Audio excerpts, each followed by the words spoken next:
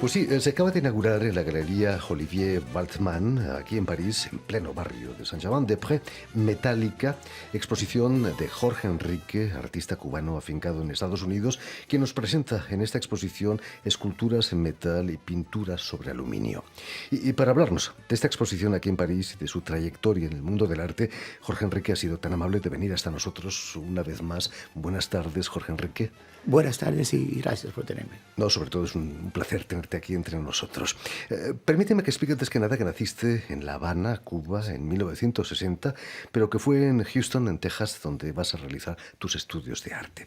Dejas La Habana con solo 9 años de edad porque tu padre, a pesar de haber participado en el proceso revolucionario, el hecho de criticar el caudillismo de Fidel Castro lo lleva a prisión. Jorge, ¿eras consciente con tus 9 años de los problemas de tu padre?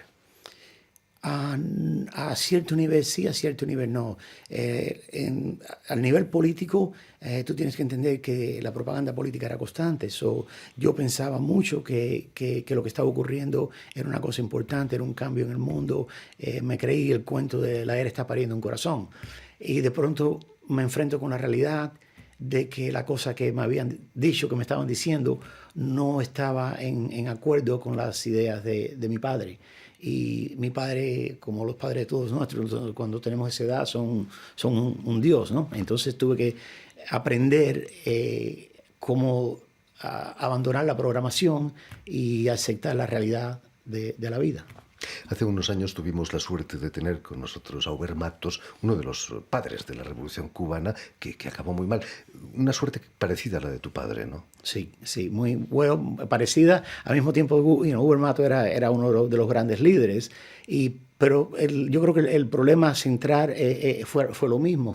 Ellos fueron individuos que estaban luchando por no necesariamente una democracia bien definida, pero el final de una dictadura. Y entonces después se encontraron que la cosa pasó de una dictadura a otra. Llegas a Miami, Jorge Enrique, punto de encuentro del exilio cubano. ¿Cómo fueron esos primeros años de exilio? Me hablabas que te sentías como un verdadero drama psicológico en Miami. Bueno, sí, el exilio lo marca uno, porque en realidad tu vida cambia en cuestión de un día, ¿no? Yo estaba jugando en el parque, me tocaron en el hombro y la próxima cosa que sé, estoy en un país diferente, un idioma diferente, una cultura completamente diferente. Pero había un grupo ya de exilados que estaban viviendo en Miami y yo tenía familia que estaba viviendo en Miami. Entonces la transición a ese nivel no fue difícil. Lo difícil fue dejar la parte de mi familia que estaba en Cuba y la separación de mis padres y mis madres a esa edad, 12 años, ¿no? ¿Y el arte cómo entra en tu vida? El arte entra en mi vida porque yo estoy viviendo en Madrid. Que yo salí de Cuba a vivir a España. Y estoy compartiendo un cuarto con un muchacho que era musulmán. Entonces él todas las mañanas rezaba y yo no le tenía mucha confianza. Yo no entendía lo que estaba ocurriendo. Pero él dejó una revista y en la revista estaban anunciando que en el Prado iban a tener un festival donde los niños iban a recibir tizas y podían dibujar en el piso. Entonces todos mis amigos, pues nosotros íbamos al cine. El cine en Madrid en esa época era un gran escape, ¿no? 2 películas y el día entero. Y en la vida hay momentos donde define el futuro de uno, es un grado de separación que se convierte en 180 grados. Y lo que ocurre es, estamos caminando en Alcalá y llega el momento donde llegamos al cine y mis amigos dicen, bueno, vamos a cruzar la calle. Y yo digo, no, yo me voy al Prado. Y ese momento definió, porque lo que sucede es cuando llego al Prado me encuentro con la obra de Goya y me encuentro con las obras negras. Fue decisivo ese minuto. Sí, porque hasta ese momento tú tienes que entender que yo no vengo de una familia de intelectuales, yo no vengo de una familia rica. El único arte que yo había visto era reproducciones y ese tipo de cosas, y de carácter religioso. Y después, de pronto me encuentro con arte que trascende, que ya no es la imagen, ya es lo que está detrás de la imagen. Y yo diría que en ese momento yo me convertí en artista. O la idea de querer hacer eso nació en ese momento. En Miami me contabas que un maestro de arte te abre también el mundo de la plástica, ¿no? Fue importante también. Sí, porque lo que sucede es que yo estaba siempre me ha gustado trabajar con nuevos materiales y experimentar y empujar la cosa, ¿no? Entonces, él en realidad, él estaba viviendo, el nombre de él es Purvis Jones, es un artista, ya murió, pero era un artista de la calle. Purvis andaba en una bicicleta recogiendo cosas de la calle, desechables y trabajando. Y lo que me inspiró más de él fue de que el hombre era un profesional en el sentido que todos los días trabajaba. Él no trabajaba basado en inspiración, él trabajaba basado en su propia visión, ¿no? Y eso hizo un impacto muy profundo.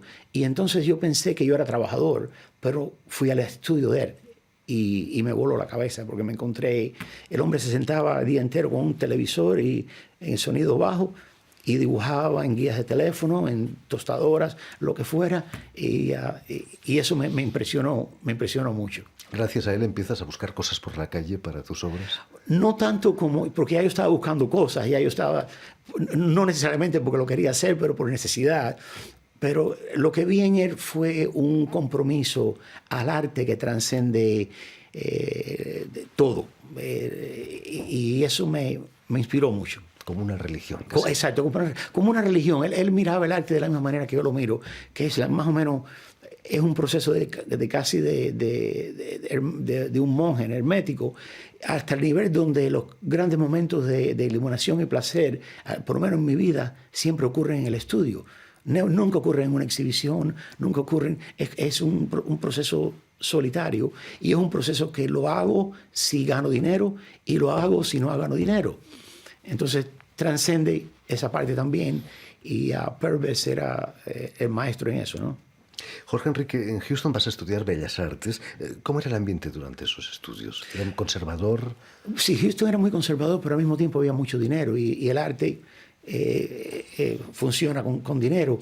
Y los tejanos, los de poder, les encanta hacer cosas grandes. Entonces, por ejemplo, la escuela de Glassell tenía un jardín de Rodin donde una millonera tejana se fue al estudio de Rodin y compró todo lo que no estaba terminado y lo instaló. Entonces teníamos obras donde habían paredes con la parte trasera de un Rodin, porque de frente nunca se había terminado, pero crearon, y la escuela fue diseñada en una manera que fascinante. Los estudios tenían una pared que era de cristal. Entonces yo estaba trabajando y la luz del sol daba y empezaba a romper ángulos y a crear movimientos y estructuras que yo traté de crear al momento donde pensé que quería ser un arquitecto, y después me doy cuenta que estoy haciendo cosas que no le dan albergue a nadie, no son necesarias y que no es arquitectura. Cuéntanos, Jorge Enrique, ¿cuál fue tu primera exposición importante y dónde? Bueno, hubieron dos exhibiciones que fueron importantes. La primera es muy interesante porque lo que sucede, en ese momento yo estoy pintando nightclubs, clubs nocturnos que de semana en semana cambiaban de lugares. Entonces eso era muy popular. Trabajé en Los Ángeles, trabajé en Houston, trabajé en Nueva York.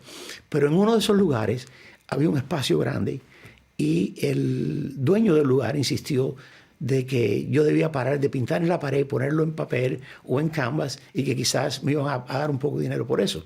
Entonces me fui a mi estudio, pero lo que sucede es que la responsabilidad de lo que yo iba a hacer llega después que yo entro a mi estudio y me paso 2 años trabajando, preparándome para ese show. Al final un amigo mío llega al estudio y dice, ya, esto es todo, el show es mañana, porque ya, ¿hasta cuándo, no? Y ahora o nunca. Entonces lo hago. ¿Qué sucede? Que era un ambiente nocturno, no era una galería regular, ¿no? Pero Leslie Schlumberger, que era una de las herederas de los Demenios Schlumberger, tienen un museo muy importante en Houston, fue a la exhibición y vio mi obra, me conoció, se introdujo, me dio la tarjeta, pero yo no tenía idea ninguna de quién era ella. Entonces, 3 días tarde, estoy trabajando de asistente con otro pintor y estábamos trabajando con goma y se me mojan los pantalones y saco la tarjeta y la pongo encima de una mesa. Y él la ve y él me dice, ¿qué es eso? Le dije, bueno, esta chica me la dio, pero no es mi tipo, a mí no me gustan las trigueñas. Y me dice, pero tú estás loco, tú no sabes quién es ella. No, me dice, bueno, tú eres la única persona en esta ciudad que no sabe quiénes son esta gente. Llámala. Y la llamé. Y entonces ella me abrió un mundo de contactos. La cosa enseguida... de pronto tengo un automóvil en lugar de una bicicleta, las pinturas ya no eran en grafiti, no tenía que correrlas, podía hacer en obras que se vendían. Entonces era una exhibición simple, pero muy importante porque me llevó a otro círculo de entendimiento.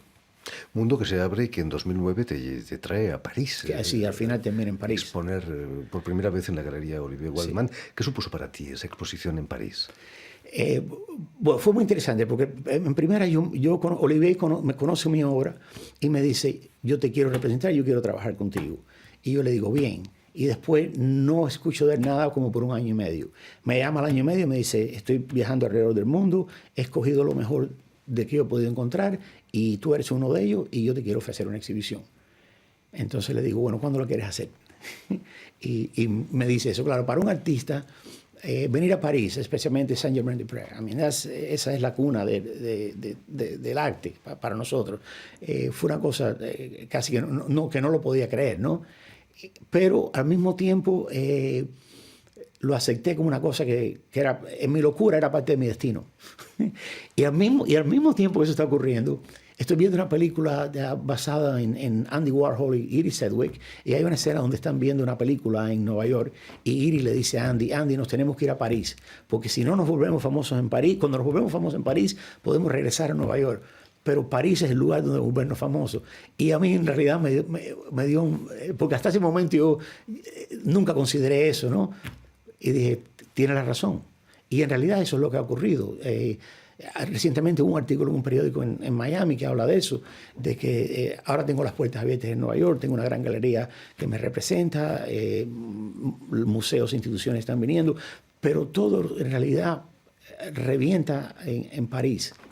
París bien vale una misa, decía. Sí, París bien vale una misa. Otra cosa que pasa con París es que si tú vienes a París como artista, tú tienes que traer algo nuevo y diferente. Entonces es como jugar tenis con un jugador de tenis que es bueno, vas a jugar mejor. Entonces París siempre, hasta ahora, me aterroriza. Porque ahora el show termina y yo digo, ¿qué voy a hacer? ¿Qué voy a traer la próxima vez? ¿No? Pero al mismo tiempo me sube. Entonces es casi como un amor, ¿no? Tiene sus grandes momentos de pasión, tiene sus grandes momentos de frustración. Jorge Enrique, volviendo a la exposición Sí. que acabas de inaugurar ayer, era el vernissage, Metallica, nace también de ese entorno urbano en el que tú has vivido. Sí, también. mira, por la mayor parte de mi vida yo he vivido en un entorno que es súper urbano. Entonces, las cosas que me rodean están hechas de concreto, están hechas de asfalto, están hechas de metal. Y yo siempre me he referido a esos materiales en mi obra. Lo que yo nunca he hecho es adoptar los materiales como parte de mi obra. Entonces, llegué a un cruce donde me empecé a trabajar con la idea de dejar el espacio alrededor de la obra, entrar en la obra, que eso es algo que muchos artistas odian, ¿no? Pero yo lo busco, porque yo trabajo con muy pocos colores y muchas tonalidades. Entonces las reflexiones crean otros matices en la obra que no te permiten entenderla completamente, porque es diferente de cómo la mires, ¿no? Y de pronto se me ocurre, bueno, qué interesante sería usar esa reflexión no solamente en la superficie, pero detrás. Eso fue una fantástica la idea. Ahora, el problema viene cuando descubro que tuve que desarrollar una manera nueva de pintar para poder hacer la obra, porque el metal no tiene la absorción del papel, no tiene la absorción de la tela, del lienzo, es completamente diferente. Y la obra mía tiene muchos elementos donde yo te dejo ver el proceso que está ahí. Hay mucho a borrar y remover. Y entonces en el metal eso se convirtió en una cosa intimidante. Hasta que una mañana me levanto y me encuentro que tengo una lija, una máquina de lija en mi mano. Y digo, esta es la brocha que me faltaba. Y sin miedo ninguno empecé a trabajar la obra. Y de pronto ese espacio que me estaba eludiendo está ahí. Los oyentes han escuchado sin duda ese ruido de la lija mecánica que Sí. tú utilizas. Hablando de Metallica, Metallica es el nombre de un grupo de rock, de Sí. hard rock Sí. muy conocido. ¿Es casualidad o has pensado en ellos? Bueno, yo tuve un debate con el título de eso por la razón de que Metallica es Metallica, pero también en el arte contemporáneo de appropriation, o de la apreciación de diferentes elementos y cosas que son del mundo de pop, tiene una trayectoria. Entonces eso en realidad no me preocupó mucho. Lo más interesante para mí era poder convenir en una palabra el cambio en la estructura, los materiales y la obra. Y Metallica encompasa eso porque es metal. Por supuesto. ¿Cómo fue el vernissage ayer por la noche? El vernissage fue increíble. No lo podía, no podía haber pedido algo mejor. Interesante porque ahora, antes venían los coleccionistas, ahora vienen coleccionistas, pero vienen instituciones también. Y entonces esas son las instituciones que me permiten hacer la obra, que es un poquito más grande. Tienen el espacio para poder presentar, ¿no? Y el dinero. Y el dinero. En Houston o en Miami los vernissages imagino que son muy diferentes, ¿no? ¿No? Sí, son muy diferentes, pero en realidad tienen una cosa en similar. Cuando yo tenía un vernissage y yo miraba la galería y yo veía 50% de mis amigos, 60%, mi vida era mucho más difícil que ahora. Ahora veo el 10% de mis amigos. Y en París, claro, ya he creado amistades y relaciones sobre los años, pero no es lo mismo que estar en... ¿no? Es muy difícil ser mesía en tu propia tierra, ¿no? Pero al menos lo eres ahora aquí en París. Sí. En fin, pues ya lo saben, la exposición metálica del artista cubano Jorge Enrique estará abierta en la Galería Olivier Waldman, aquí en París, hasta el 28 de junio. Muchísimas gracias, Jorge, por haber estado aquí con nosotros y que sigan los éxitos. Gracias.